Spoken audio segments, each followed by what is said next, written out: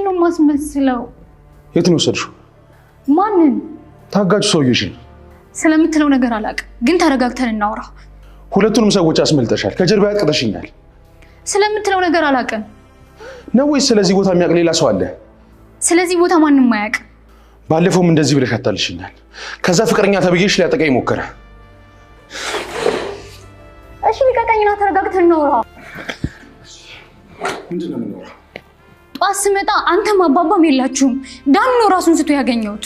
ኧረ እባክሽ የምትፈልጊውን ካደረግሽ ወይም ካስደረግሽ በኋላ የምፈልገውንማ እኮ ካንተ ጋር ነበር እያደረኩ ያለሁት። እባክህ ተረዳኝ። ሰውየውን ወስደሽዋል? ሰውየው እኔ ጋር የለም። እቤቱም ሂጄ ነበር፣ የለም። ገለው ከሆነ ንገረኝ። ስለዚህ ገንዘቤን አንድ ባንድ ቁጥርሽ አስረክቢኝ። ስራውን በጥንቃቄ መች ሰራህና የምከፍልህ? ገንዘቤን አምጪ ብዬሻለሁ፣ አምጪ። እኔም ነገርኩህ። አባባን ከወሰድክበት ካልመለስክልኝ ከኔ ጋር የምታገኘው ገንዘብ የለም። አረ እንደዛ ነው? ጥሩ፣ አንቺን በምበቀልሽ እበቀልሻለሁ። እሺ አባባን የት አደረግከው? ገድዬዋለሁ። ምን? አዎ እኔ እኮ ለውለታ ብዬ አይደለም ያደረኩት። ለአባዬ ያለኝን ፍቅር ታውቃለህ። ሰውነቱ ጤናው እንዴት ነው? ትንሽ ተጎሳቅሏል፣ ግን አሁን ሁሉም ነገር ሰላም ይሆናል። ካልሆነ ወደ ቤት ይምጣ እንጂ ጋርድም ቢሆን ቀጥሬ እከታተለዋለሁ። ጋርድ ድረስ እኮ መሄድ አያስፈልግም። እንዴት? በህግ በአግባቡ ቲናን ማስያዝና ከህይወታችን ገለል እንድትል ማድረግ አይሻልም? እሱንማ ሞክረን እኮ አቃተን። ካሌብ፣ ሁሌም ቢሆን እኮ መፍትሄ አለ። ከኛ የሚጠበቀው ማሰብ ብቻ ነው። አባዬ ግን ለምንድን ነው ወደ ቤት መምጣት ያልፈለገው? አሁን አባዬ ራሱን ማረጋጋት ያለበት ሰዓት ላይ ነው። እሱ ያሰበውን እኛ ምንም አናውቅም። ግን እኔ የምጠረጥረው ከጠላቶቹን ለመሸሽ ጊዜ እንዲያስፈልገውና ያው ብዙ ጥያቄ እንዳያስተናግድ አስበው ይመስለኛል። የምን ጥያቄ? ሰዎች ወደ ቤት መመለሱን ሲሰሙ ሊጠይቁት መምጣታቸው ይቀራል እንዴ? እሱስ ልክ ነሽ። በገንዘብ ተወራርዷል። እንዴት? እኔም ቀሪ ገንዘቡን አልከፈልኩት። እሱን ታጋቸን ገሎብኛል። ስለዚህ እኩል አልሆንም። እኔ እንጃ፣ ብቻ ምንም ጥሩ ነገር እየሸተተኝ አይደለም። አንተ እባክህ ነገሮች ማጋነን ስለምትወድ ነው። ተረጋጋ እባክህ። እሺ እኔ ልረጋጋ። ይኸውልሽ አጋቹ ግን ተረጋግቶ ይተውናል ብዬ አላስብም። ችግር ካለ እኔ እፈታዋለሁ። አሁን ግን እኔም ቢሆን በጉዳዩ ተሳታፊ ሆኛለሁ። ቆይ ቢያገኘኝ የሚመረኝ ይመስልሻል? እንደዛ ከሆነ አታስብ። የውርሱን ጉዳይ ደግሞ በአጭር ጊዜ ውስጥ እንጨርሰዋለን። ከዛ ሂሳቡን እንከፍላለን። አሁን እሺ እቅድሽ ምንድነው? አንድ ቦታ ደርሼ እመጣለሁ። ጉዳዩ ከተሳካ አሳውቅሃለሁ። አባባ ከታገቱበት ጠፍተዋል። እንግዲህ ትሁት ቦታው ድረስ ተከታትላ በመሄድ እሳቸውን አድናቸዋለች። ዳኒ ራሱን ስቶ በወደቀበት ሰዓት ምንም ማድረግ ስላልቻለች አባባን ብቻ ይዛ በመውጣት ራሷን ነፃ አውጥታለች። እንግዲህ ዳኒም በተደጋጋሚ እየተጨናነቀ ነበር። ነገር ግን እሱም ነፃ ወጥቷል። አባባ ልጄ አትፍራ፣ አንተ ምንም አላደረክም። እኔን ለማዳን ብለህ ብዙ ችግር ውስጥ ገብተሃልና አንተን በምክስህ እክስሃለሁ፣ ነገር ግን ቲናን አሳስራታለሁ ብለዋል። ቲና ላደረገችው ሁሉ ነገር የእጇን ማግኘት አለባት ብሎ ካሌብም ሊያስይዛት ነው። ብዙ መረጃዎች በእጃቸው ላይ አሏት። እሷም ደግሞ የውሸት በማልቀስ በመግባት እንዲሁም ደግሞ የውሸት የሞት ወረቀት ፎርጅድ አሰርታ ደፋ ቀና እያለች ነበር። ነገር ግን አባባ እስከ ዛሬ ድረስ ታግሻለሁ፣ ነገር ግን ከአሁን በኋላ ይበቃኛል፣ ጉዳዩን ለሕግ አሳልፌ እሰጣለሁ በማለት ቲና ልትያዝ ነው። ሰላም ሰላም፣ ውድና የተከበራችሁ የቻናላችን ቤተሰቦች እንኳን ሰላም መጣችሁ። እንግዲህ በባለፈው ዳኒ አባባን ለማስመለጥ ገመዱ ፈቶ የሁለታቸውንም ሊያመልጥ ሲል ከየት መጣ ሳይባል እላያቸው ላይ እንደ ጉድ ነበር የድብደባ ማዕት ያወረደባቸው። ይህን ነገር ደግሞ ቲና ትሁት በስተጀርባ ሁና እያየች ስለነበረ ሰውየውን ከጀርባው በመምታት አባባን ዳኒም ራሱን ስቶ ስለነበረ አባባም ሁለታቸውም ራሳቸውን ስተው ስለነበረ ያላት አማራጭ አባባን በህይወት ማስወጣት ነበር። እሳቸውን እንግዲህ በህይወት አስወጥታ ወደ ካፌ ይዛቸው ገብታ እንደዚህ የሚጠጣ ምናምን ከጋበዘቻቸው በኋላ ወደ ቤት እንሄድ ብላ ስትላቸው እሳቸውም በጭራሽ ወደዛ ቤት መሄድ አልችልም፣ ትሁቴ እባክሽን ተባበሪ ልጄ፣ ወደዛ ቤት ተመልሼ ከሄድኩኝ ይጨርሶኛል፣ ይሄን ነገር ደግሞ በፍጹም እነሱ አጠገብ መሄድ አይገባኝም ምናምን ብለው ሲሏት እሷም እንግዲህ ሁልጊዜ እሳቸው የሚያመጡን ሀሳብ ተቃውማ አታውቅም። እሺ በማለት ተስማምታ እሳቸው ወደሚሄዱበት ገንዘብ ሰጥታቸው እሳቸውም ሄደው ቦታውን አሁን ሊየው ስትል በጭራሽ እኔ ያሳውቅሻለሁ እንጂ አሁን አንቺ ጋር መምጣት የለብሽም ስትል እንግዲህ ቲናም ወደ ቤት ትሁትም ወደ ቤት ተመልሳ ነበረ።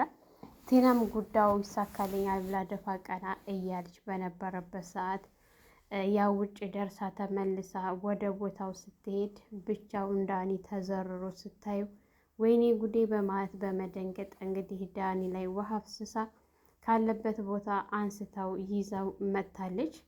ያው እሳቸው በጣም ተደናግጠው ነበረ። ምክንያቱም የት ገባ አባባ አጋሹ ሴት ሄደ በማለት ዳኒም ነገሮችን ያኔ እሱ ነው እንግዲህ ለማስጠፋት ሙከራ ያደረገው ነበር። ነገር ግን ይህን ነገር ብትሰማ ቲና ትቆጣኛለች በማለት አባዬ ሊያመልጥ ራሱ ገመዱን ፈቶ እንደነበረ አስታውሳለሁ። ከዛ እሳቸውንም ደበደባቸው፣ እኔንም ደበደበኝ። ሁለታችንም ራሳችን እንደ ሳት አስታውሳለሁ። ከዛ በኋላ ምንም የማውቀው ነገር የለም። ይኸው አንቺ ስትመጪ የት እንዳለው ራሱ ያወቅኩት ምናምን ብሎ ሲላል ይህን ያክል ስትለው አዎ ነበር ያለችው።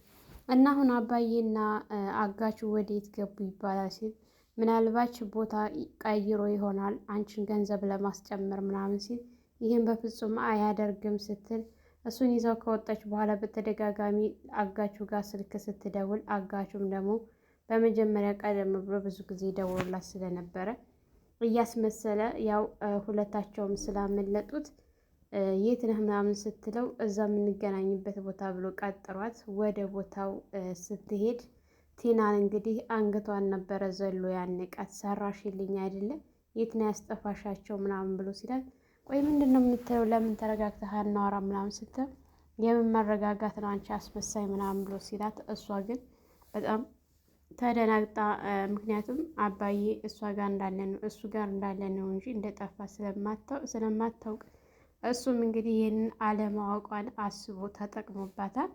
አንገቷን ተደጋጋሚ ብዙ ጊዜ እያነቃት ለምን በገንዘብ አንደራደርም ብላ አሳምነው እሱም እንግዲህ አባዬ የት እንዳለ ካሳወቀኝ ከፍልሃለሁ ሁሉንም ስትል አባዬ የት እንዳለ ስለማያውቅ ያለው አማራጭ ገድየዋለሁ ነበር ያለው። እንዴት ገደልከው? እኔ እኮ ግደል አላልኩህም ስትል ምንም ማድረግ አልቻልኩም ነበር ገደልኩት። እና ታዲያ አሁን የት ነው ሬሳው ሲል እስከ ዛሬ የሰራሁበትንም የሬሳውንም እጥፍ አድርገሽ ከከፈልሽኝ ሬሳውን ማግኘት ትችያለሽ፣ ያልበለዛ አትችይም ሬሳ ማግኘት ሲላት ቀጥ ብላ ወደ ዳኒ ጋር ሄዳ ዳኒን እንግዲህ አባዬ በህይወት የለም ገድየዋለሁ ብሎ አለኝ እንዴት እያለ ነበረ። ቆይ እኮ የደበደበን እኮ ለዚህ ደረጃ የሚያደርስ አልመሰለኝም ነበር፣ ግን እኔ ራሴን ስለሳትኩኝ ከዛ በኋላ እኔ ከወደኩ በድጋሚ መቶት እንደሆነ እንጂ የመጀመሪያው አመታት ለሞት ያደርሳል ብዬ አላስብም ነበር ምናምን ሲል ገድየዋለሁ ብሎ አለኝ። እንግዲህ ደግሞ እሱን የሬሳውን ለማግኘት ደግሞ እጥፍ ገንዘብ ጠይቆኛል። እና አሁን ታዲያ ቤት እንዴት ነው ሄደን የምንናገረው ስትል እኔ በጭራሽ መሄድ አልችልም እዛ ቤት አንተ ሄደህ እንደምንም ብለህ መንገር አለብህ ስትል እሱም ያው አይኑን በጨው አጥቦ ወደ ትሁት ጋር ነበር የሄደው። እንግዲህ ትሁት ጋር ሄዳ ሲነግራት ትሁት ስለ አባዬ ምን አዲስ ነገር አለሽ ምናምን ሲላት አንተ ልጠይቅህ እንጂ አንተ ጋር ምን አዲስ ነገር እንዳለ ስትለው እኔ ጋር ምንም አዲስ ነገር የለም፣ ይልቅስ አንቺ የምታውቂው ነገር ካለ ብዬ ነበር እያለ ወደ አጠገቧ በጣም እየተንቀጠቀጠ እየተርበተበተ ሲጠጋት ቆይ መሆንህ ነው ዳኒ በሰላም ነው ስትለው አባዬ አባዬ ሲል ቆይ ምንድን ነው አባዬ የምትለው ስትል አባዬ ሞቷል ሲላት ከትክት ብላ ነበር የሳቀችበት ማለት ነው። ደግሞ ሌላ ድራማ አጣችሁ በዚህ መጣችሁ ምናምን ስትለው ያላትን ነገር በፍጹም ልትቀበለው አልቻለችም። ያው ሁኔታው ግራ በማጋባት ቀጥ ብሎ ነበር የወጣው ማለት ነው። እንግዲህ ቲና ወደዚህ ቤት እያስመሰለች አባዬ አባዬ እያለች እያለቀሰች ስትመጣ ካሌብ አንገቷን ነበረ ያነቃት ማለት ነው። ካሌብ አንገቷን ሲያንቃት ቆይ ምንድን ነው አባዬ እኮ በጣም አዛኝ እኮ ነው ምናምን እያለች ስታለቅስ አታስመስይ ነግሬሻለሁኝ ምኒቱ አስመሳይሽ ምናምን ብሎ ሲላት እንዴት ነው ምናምን እያለች በቃ በጣም ስታስመስልና ስታለቅስ፣ ነገር ግን ካሌብ በጣም ተናዶባት ምክንያቱም እንዳልሞተ መጀመሪያ ትሁት ነግራው ስለነበር የእሷ አስመሳይነት ግን ገርሞት ነበረ ማለት ነው። እንግዲህ እንደዛ ስለነበረ ቲና የተወሰነ አለቃቅሳ ሄዳ በጣም ተናዶ ካሌብ ሊያንቃት ሲል በአባዬ ላይ አታሟርችበት እያለ ያው ለአባዬ አይገባም ነበር ምናምን ስትል አታሟርችበት በኔ አባት አልሞተም ምናምን ሲል ያው ቤቱን ለቆ ወደ ውጭ ወጣ ባለበት ሰዓት ቆይ ግን ካሌብ ለምን አትረጋጋም? ለምን እንደዚህ ትሆናለህ? ምናምን ስትል አባዬ ቆይ እሷ እንዳለችው በህይወት ባይኖርስ ሞቶስ ቢሆን ምናምን ሲል አባዬ በፍጹም አልሞተም ስትል ትሁት አንቺ እንዴት አወቅሽ? ምናምን ስትል አባዬን ያው አማራጭ የላትም እንዳትናገሪ ተብላ ነበር። ግን የካሌብ ሁኔታ በጣም ግራ ስላጋባት አባዬ አልሞተም፣ እኔ እዛው ቦታው ድረስ ሄጄ አባዬን ከታገተበት አስጠፍቼዋለሁ ምናምን ስትል በጣም ነበር የደነገጠው። እንዴት ሲያት ቲናን ተከታትያት ነበረ። ስለዚህ ተከታትያት እዛ ቦታ ድረስ ስትገባ ተከትያት ገባሁኝ። እኔም እንዳጋጣሚ ልጁ ወጣ ብሎ ነበረና ዳኒና አባዬ ሊያመልጡ ባለበት ሰዓት እሱ ሲደበድባቸው ሳይ እኔ ራሴ ወደኋላ አፈገፈኩኝና አመቻችቼ እሱን መትቼ አባዬን ይዤ ወጥቻለሁ ምናምን ስትል እና ታዲያ አባዬ የት ነው ምናምን ሲል አባዬ ለጊዜው እዚህ መምጣት አልፈልግም ብሏል። አሁን ከመጣሁኝ የባስ ይገሉኛል እና ነገሮቹ እስከሚረጋጉ ድረስ ማንም ሰው በዚህ ጉዳይ ላይ ማወቅ የለበትም፣ ለካሌብም እንዳትናገሪ ብሎ ነበር። ግን አንተ ሁኔታህን ሳይ መረጋጋት አልቻልክም። ስለዚህ አባዬ በህይወት አለ ስትለው አባዬ በህይወት ካለ ማግኘት እፈልጋለሁ ወደ እሱ ጋር ካልወሰድሽ ምናምን ብሎ ሲላት እሺ ብላ ያው አሁን እቃ እያጣጠብኩ ነው ስራ አለኝና ስራዬን ልጨርስ ይዤ እሄዳለሁ ስትል እሺ ብለው ተስማምተው ያው እሳላ ቁጭ ብለው አሁንም መጥታ በድጋሚ ስለ አባዬ ምናምን ስትል ስለዚህ ጉዳይ ምንም አይመለከትሽም ውጭ ብሎ አባሯት። እሷም በደስታ እንግዲህ ከዚህ ከቤት ወጥታ ዳኒ ምናሉሽ ምናምን ስሉ ሲያ ተፈለጉ ሬሳቸውን ይታጠኑት እኔ እንደሆነ ምናምን ብላ ወረቀት ፎርጅድ ወረቀት አሰርታ ስትሰጠው ወይ ግን አንቺ እንዴት ነው ይሄን ልታደርጊ የቻልሽው ምናምን ብሎ ሲላት በቃ ዝም ብለህ እኔም ብታይና ብትመለከት ይሻልሃል፣ በጉዳዩ ላይ ምንም መልስ መስጠት አትችልም፣ ነገሮቹ ሲሳኩ ሁሉንም ማሳይሃለሁ አሳውቅሃለሁ ስትል እሺ እንግዲህ ያው እናያለን ነበር። ግን ዳኒ አሁንም ቢሆን እኔ አባዬ በህይወት እንዳለ ነው የሚሰማኝ፣ የሞተ አይመስለኝም እና አሁንም ቢሆን አትቸኩይ እባክሽን ተረጋጊ ሲላት እሷ ግን በጣም በቃ እርግጠኛ ሆናለች በመሞታቸው ማለት ነው። በዚህ ልክ ራስ ወዳድ እኔ ለገንዘብ አሁን በቃ ለውርሱ ይህን ያክል ውርስ እንትንላለን በቃ ስለ ብር ነው አሁን ላይ እሷ ሁሉ ነገሯ። አሁንም ራሱ አልተቀጣችም ከባለፈው ህይወት ማለት ነው። ብዙ ነገሮች እንደዚህ አይነት አጠራጣሪ ነገሮች ከአሁን በፊት ብዙ ነገሮች የተከሰቱባቸው አለ። ዳኒ በጣም ተጠራጣሪ ነው፣ ለነገሮች አይቸኩልም። እሷ ግን በጣም ችኩል ናት። የውሸት ወረቀት አሰርታ መጣች። ካልተቻለም ደግሞ ፎቶውን አንዱ መቃብር ላይ ለጥፈን እናሳያቸዋለን፣ እንዲሁም ደግሞ አንዱን ሬሳ ከሆስፒታል አምጥታ እንሰጣቸዋለን ምናምን በቃ እያለች ያለችው ማለት ነው። በጣም የምትገርም ሴት ናት። ዳኒ ግን እኔ ይሄን ነገር ምንም ደስ አላለኝም እና ብንረጋጋ ይሻላል ምናምን ብሎ ሲላት እሷ ግን በፍጹም መረጋጋት አያስፈልግም፣ እኔም እንግዲህ ድርሻዬን እካፈለዋለሁ፣ እሱ አልሰጥም ብሎ ነበረ። በመሞቱ አልተጸጸትኩም፣ ደስ ብሎኛል።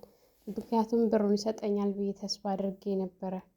እሱ ገንዘብ ባይሰጠኝም ነገር ግን ከልጁ የእኩል የግዴታ ስፈታ እካፈለዋለሁ። የእሱ ንብረት የልጁ ሆኗል። አሁን ላይ የአባዬ ንብረት በአጠቃላይ ለካሌብ ስለሆነ ካሌብን እካፈለዋለሁ ብላ በቃ ለሁሉም ነገር አመቻችታለች። ቆይ ግን አንቺ እንደዚህ አድርገሽ ሰውየው ዝም ብሎ የሚተወን ይመስልሻል እንዴ?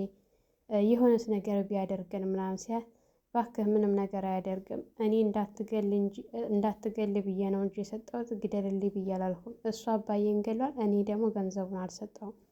ካስቸገረን ደግሞ ያው ከምንኖር ሰው ውርስ ላይ እንሰጠዋለን ስትል አሁን እኮ ሳልፈልግ በግዴ እኔን ገብቼበታለሁ ወደዚህ ነገር ላይ። ስለዚህ እኔን እኮ ራሱ ቢያገኝ የሚተወኝ ይመስልሻል እንዴ ምናምን ብሎ ሲያት አታስብ፣ ነገርኩ፣ ገንዘቡ እንሰጠዋለን ከውርሱ ላይ እና አታስብ። አሁን የምሄድበት ነገር አለኝ፣ የሆነች ጉዳይ አለችኝ፣ እዛ ደርሼ እመጣለሁኝ። እስከዛው ድረስ አንተ ጠብቀኝ፣ እደውልልሃለሁ ምናምን ስትል ብቻሽን ነው የምትሄጂው ብሎ ሲላት አዎ ብቻዬን ነው ስትል እሱም እንግዲህ እሺ ነው ያላት። ሌላ አማራጭ አልነበረውም ማለት ነው።